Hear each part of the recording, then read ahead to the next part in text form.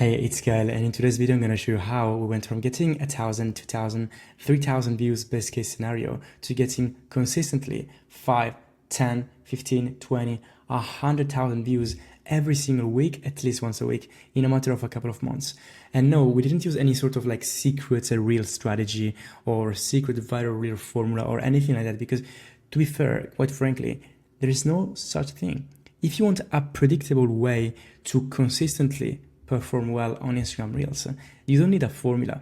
You don't need a format that you need to copy, because you're always going to be behind. If you just copy what other people are doing, you're always going to be behind. And you're not going to have a predictable, repeatable system and framework to use to perform well organically and in your ads, because you can use this strategy to both perform well organically and get followers organically, but also to make sure that your ads perform well so that you lower your cost per acquisition, all right? And you increase your ROAS. Now, again, I'm not gonna show you a secret formula. I'm gonna show you a framework, a strategy that you can use based on your numbers, right? Because if you don't know your numbers, you cannot scale a business. And if you know your numbers and you know how to use them, you can scale your business, all right? And that's what I'm gonna show you in today's video. And as you can see, this is just like kind of like last week, and just an extract of the numbers. These are 2 ads, for example, and as you can see, we convert to pretty much all visits in this case, and the cost per visit was extremely low, and they were all pretty much qualified. And if you have a predictable system to convert these clients, you know that these are good money and these are very good cost per follower. This one ran for a little longer, so the cost per for like the conversion profile visit to follows decreased a little bit, but as you can see, the cost per profile visit was extremely low in this case as well.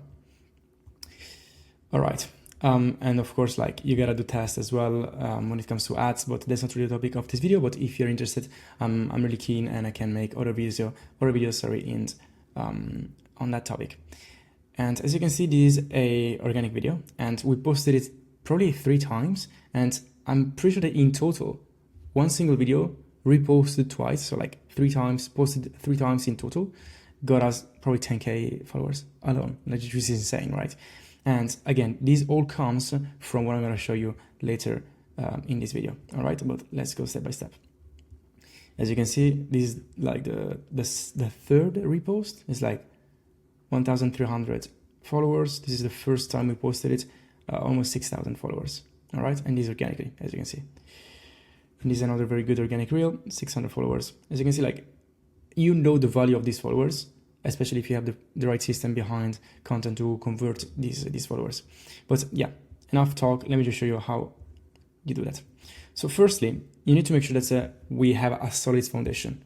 So like I said, we shouldn't copy people, but we should be aware of what's working. So the first thing, probably after creating your ICP document, your ideal customer profile document, is to make a list of competitors on both Instagram and YouTube in your niche. Now, we're not just looking for formats to copy. We're looking for hot topics, for like trending topics, and what hooks are they using, and what style of video are they using, what colors are they using, and all these sort of small things. Because another thing that you can pretty much notice right away from these 2 pictures are also the colors. Now, we are not perfectly on point just yet. We need to work on color grading and everything, but look at the difference in color, right? This feed is much cleaner than this one, and the colors resonate much more with the target audience, so in this case runners, than this feed, right? Especially if you're targeting a specific, maybe like trail runners, marathon runners, they resonate better with like green, white, blue, like sky. And as you can see, that's also why this really, for example, performed well, right? It's colors, amongst the other things.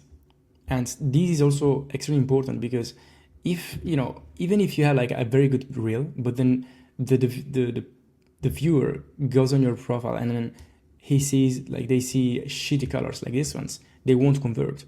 But if when they visit the profile, they see a whole bunch of videos of the same kind, They will first of all consume all videos, especially the ones with the highest amount of views, and then they will subscribe, they will follow, because they've been nurtured from the other videos, right? So the conversion is not just given, like the conversion from viewer to follower is not just given from the single piece of content.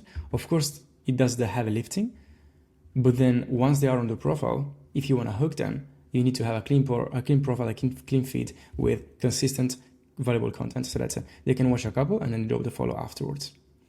Because like it's not common for people to follow right away from the reel. They usually go on the profile first and then they follow. You gotta think about the follow like it's like cash, right? Before giving you cash, they check the profile, they check the product, and you are the product. Your profile is the product. So is your profile worth this tip, this little exchange thing that they're using to pay you? Yes or no? So what should you look for in your competitor list? Firstly, you gotta look for what kind of format are they using. So as you can see, we're using pretty much only drone clips, because we've seen that with other competitors, drone clips were performing great. So perfect. We already have an indication. We already have a starting point. Great. Then what else? What topic are they training? Strides, interval training, HIIT training, and all these topics that are especially seasonal. You also got to be seasonal in your topic choice. Once you've done a very thorough analysis, another thing that you can do is to just ask your current clients. So problems are fractal. So if your clients have a specific problem, then most probably other people in the same niche, in the same position, in the same position in the same niche, are most probably going to have the same problems. So just ask your clients, if you have a group chat or whatever, or maybe you can even just send them a Google form or whatever, just to ask them what questions like are they asking themselves in this period? Like what are their biggest concerns and their biggest questions when it comes to training in this case? And you're gonna come up with a whole bunch of topics, and then again you can find patterns, right? If a person, like if like 10 people ask the same question, most probably that's a very good topic that you should create content around, and then just turn them into real, right? So once you have the right format, the right again, you don't need to copy people. You don't need to like change your tonality or change your style just because someone else is doing the same thing. You always got to be authentic. Otherwise, you're not going to build a powerful personal brand. And you also got to come up with your ideas and your own little versions of formats. But this is just really a good indication so that you have a starting point. Because then you're going to craft your own strategy based on data. Because once you upload a bunch of videos, and I suggest if you're just getting started, uploading a whole bunch of different videos, all right? But if you've already been posting consistently for like a couple of months, then you can already get into this second phase, which is analysis. That's the whole point. If you gotta know your numbers, you gotta know why exactly a specific piece of content performs better than another one. Because if you do that, then you can just replicate what went well, and you can just ditch what didn't go well. That's pretty bloody simple, right? Yet people don't do it. So now with the new Instagram Edit app, we can finally see the retention chart of Instagram Reels, and that's so extremely useful. And I'm gonna show you today how to use that at your advantage and what to look for in the retention chart, so that so that you can understand what works, and you can just do more of what works, and even improve what's already working, so that you can just be way more consistent. And just in case you're wondering, yes, it is Nick's profile, and I'm also going to show you Andy's profile. He's going pretty well organically.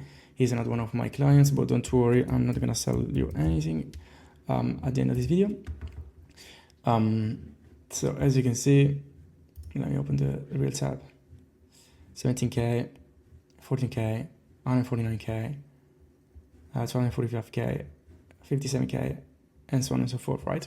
And we're actually going to analyze it towards the end of this video. Like we're going to do a live analysis, so that you can really see what I'm looking for when I'm checking the retention chart, so that I know what to replicate. And then what I suggest to do is to also log everything into Google Sheets, so that you can find patterns. because we're not just looking for why the single piece of content performs well, but we want to understand why each piece of content performed well or not that well, so that then we can also spot patterns. We can find commonalities. So that's if a thing happens once, then yeah, that's cool, but maybe like it doesn't have enough statistic value. But if the same thing happens like 3, 4, 5, 6 times, then it's really like the thing that we found, the initial assumption, is like confirmed from data. All right. So yeah, as you can see in this case, this is a very good retention chart. This is that video that went really well. What's that? 149K. Got a shitload of followers, as you can see. And by the way, you don't really have necessarily to do that yourself. You can do that yourself once a week. It's gonna take like half an hour to 40 minutes, but you can also get your VA to do that. It's pretty simple once you tell them what to do. And you can even send them these videos so that they can understand what they should look for. So as you can see, what we're looking for is a pretty flat, not too steep, like in this case, line at the beginning in the first really 10 seconds. People say that the first 3 seconds are the most important, but after analyzing dozens of pieces of content for myself and for my clients, I understand that it's not really the first 3 seconds that are important as much as the first 10 seconds, right? Because there are pieces of content that are like, still they have like a retention above 65%, above 70% in the first 3 seconds, but then they kind of drop afterwards. But I was able to find a very good pattern, which is great retention in the first 10 seconds. So my tip, and again, this suggestion in this suggestion is not based on a feeling, it's based on data, and I can show you later. But focus on the first 10 seconds. If it's a talking head reel, focus on the first 10 seconds. You gotta aim at least 50% retention in the first 10 seconds. And I'm gonna show you proof of that. Because when we have a retention of more than 50% or around 50% in the first 10 seconds, the video almost always performs way above average. All right. And as you can see, you're gonna find common points. And what you should look for is like topic, hook, B-roll, format, call to action, duration, drop of points, and patterns. Patterns, I explained that. So you want to analyze a bunch of videos and you want to understand, you want to just find commonalities so that you can define patterns. And the more times one thing happens, the more likely it is to be true and not just an assumption. Drop of points, and I'm going to show you in a second what that means. Maybe there is an example already here. As you can see, there's a drop of point, there's a drop of point, and sometimes you also have drop of points in the middle of the video, like in this case. So you gotta define what happened there that we lost, I don't know, like 5% in a time span of like 1 second or 2 seconds. What happened so that we can stop doing that? What happened here so that we can shorten the reel and make sure that it performs even better. What else? B-roll. You're gonna define that like sometimes if you use a specific B-roll, a specific image, a specific clip at the beginning, the video performs better. Boom. So you just keep doing that. What format did you use? Maybe you define that recording outside works better, or recording with the drone works better. A whole bunch of things. What hook did you use? Was it a visual hook? Was it like just like words? Again, what B-roll did you use in the hook? Or maybe, yeah, like what was the format of the hook? Was it like, did you know that? Or was it like, here is the top 5? Again, you're gonna find commonalities and patterns on that front as well. But enough talk, let's move on to my phone so that we can check a bunch of videos. All right, here I am on my phone, as you can see in this profile. I want to analyze this piece of content, right? So all you have to do is to just log into the Instagram Edits app, as you can see here. You gotta find a piece of content, and then what I like to do is to also open the same piece of content on my laptop so that I can use the what's it called? The like the time bar to check specific points of the video to understand why the video worked at that point or didn't work very well at that point, right? So in this case, this piece of content was published on the 8th of July. I have it here. By the way, if you're interested in having like a content tracker like this, that makes it super simple and easy to track content and to outsource your editing, feel free to reach out or to let me know in the comments, and I'm gonna make it available. All right, so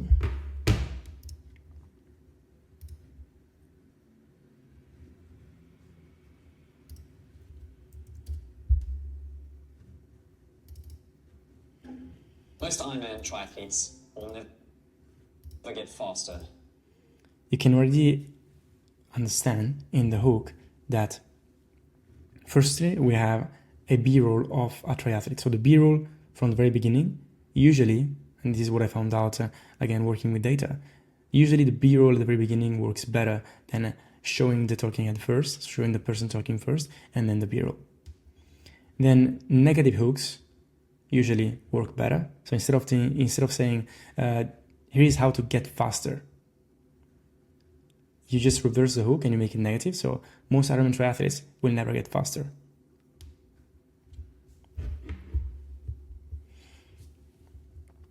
And down here we can see the retention chart. As you can see, at 11 seconds we still had more than 50% washing.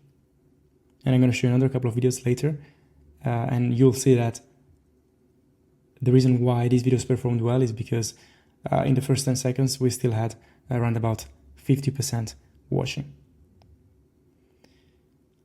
Now we have a drop at the beginning, which is normal. We have 70% still washing at 3 seconds. 3 seconds is here. And then the line kind of flatten from there onwards. And one thing that I found really, really useful to increase retention in those 10 seconds, in those first 10 seconds, instead of jumping straight into the value after the hook, add a little bit between the hook and the value, which I like to call let them hang part. So in fact, here you can see, by the way, this is a piece of content we scripted, right? Because they're slow. They're treating it like a 400 meter. Not because they're slow. Time trial, not a 3.8K survival test. You want to... And mind you, he's not really the best at recording content, Andy, but with the right editing, with the right B-roll, and with the right script, even if you're not the best, you can make things work, and then you can, just use data to understand why a specific thing performed and why it didn't. So by this time, people, we still had like 50% washing. Like a 400 meter time. And triathletes will never get faster, not because they're slow. So we showed Andy for the first time at second number 4, and there is no drop off at second number 4. Treating it like a 400 meter time trial, not a 3.8K survival test. Do you want to swim faster over an Ironman distance? Let's focus faster over an Ironman distance. And then here at second 11. Test. Do you want to swim? As you can see here, the retention was super flat. So here at this point, you can remind them why they're watching this video. So you hook them here, you let them hang, and then you remind them before getting into the value what's the goal of the video, so that they are even more curious and they want to stick even more, right? Faster over an Ironman distance. Let's focus less on threshold work and more sustainable long rhythm. More control. Sets like 400s, 600s, even 1K, pull buoy, paddles, developing that strong rest control. Front end of the stroke, really important, your catch. Body position, no sinking hips. The retention is pretty good because the video is fast paced, and what we found out, again working with data, is that we gotta spend like max 7, 8, 9 seconds on each topic So for example, if you're giving like 10, 15, I don't know, like you're giving like 3, 4, 5 tips, then don't spend more than 10 seconds per tip, because 9 seconds, 7 seconds, like the attention span. So you always gotta refresh with a new tip, with something new every 6, 7, 8, 9 seconds. So don't start talking for like 20 seconds around the same topic.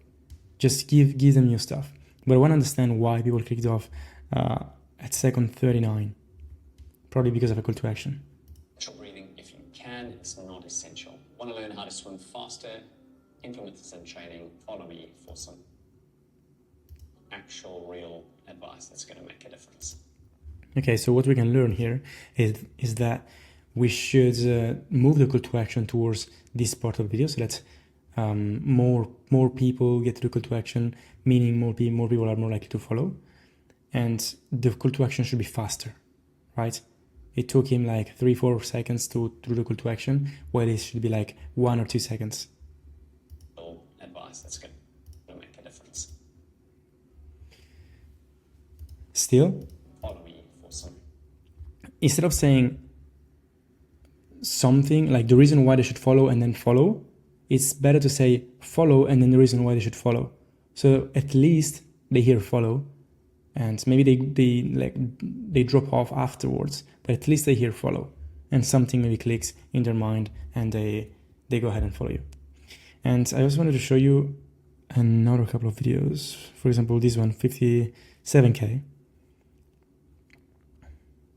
As you can see, first 3 seconds, yes, above 70%, but what makes a difference is this, in my opinion, having more than 50% after the first 10 seconds.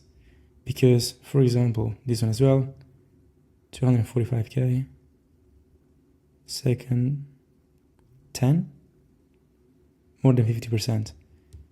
Because there are a bunch of videos, for example, maybe this one, they still had a decent retention in the first 3 seconds, but then you see like 3 seconds, still 70%. The problem is that at 10 seconds, only 34% were watching. So in my opinion, we should focus more on retention in the first 10 seconds than retention in the first 3 seconds. Of course, the first 3 seconds are extremely important, because otherwise, they don't get to 10 seconds. But, you gotta hook them in the first 3 seconds, but you gotta give them a reason to get to the 10th second. And you can achieve that by, again, implementing this part called let them hang part. All right. So I hope that this video is somehow valuable. I really suggest you implement that. I really suggest you maybe even outsource this task, because at the end of the day, you just gotta check every single piece of content so that you can not only understand why a specific piece of content performed well, but also find patterns, so that you can just every single week have new data, new information to improve your content. All right. And again, you can do that. In your organic content, and then you also can implement the same system in your ads. And at that point, you're going to be extremely efficient. All right. Thank you.